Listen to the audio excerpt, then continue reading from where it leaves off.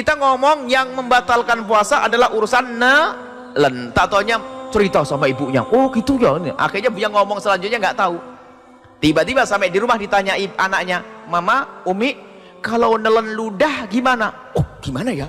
Nah, kan makanya denger kalau ngaji, jangan putus-putus kalau ngaji. Kan ludah ditelen juga. Tadi katanya yang batal nelen. Gimana nelen ludah?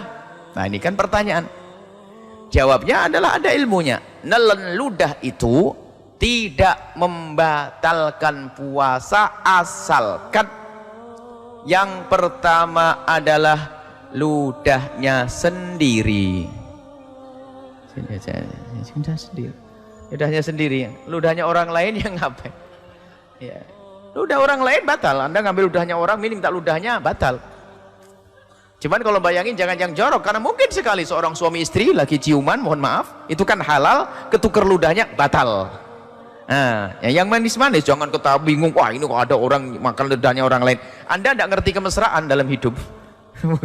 Jadi suami istri mungkin sekali yang demikian itu, ya.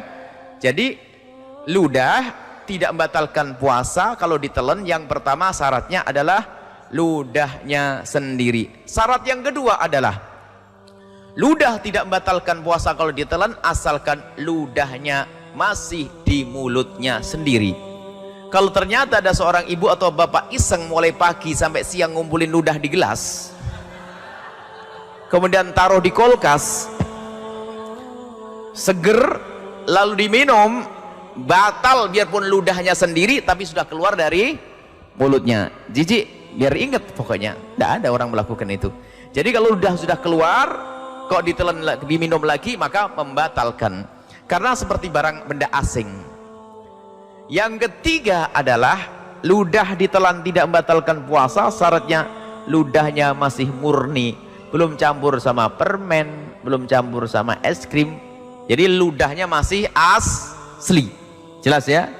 Jadi kalau Anda memenuhi syarat tadi, ludah Anda sendiri masih di mulut, kemudian belum bercampur dengan yang lainnya, maka kalau tertelan itu tidak batal puasa. Selesai, jangan ragu masalah ini.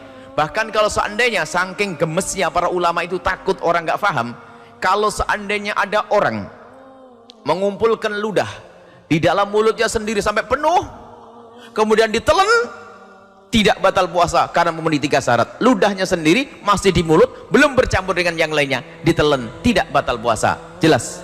Nggak boleh tidak paham. Sebab ada ibu-ibu bertanya ini, kadang-kadang masalah satu ini pertanyaan banyak. Dulu waktu kita masih ngisi salah satu media di Cirebon itu, pertanyaan masalah nelen ludah aja ada 4 pertanyaan, 5 pertanyaan. Jadi ada seorang ibu tuh kalau puasa jam 9 sudah kehausan karena harus ngeludah terus, karena mengira nelen ludah adalah batal puasa. Itu juga karena dengar fatwa yang salah, misalnya, Ustadz hukum nelen ludah gimana? Kayaknya nggak batal. Wah, pakai kayaknya ini gimana nih? Nelen nggak nanti? Harus jelas tidak batal dengan 3 catatan tadi. Selesai.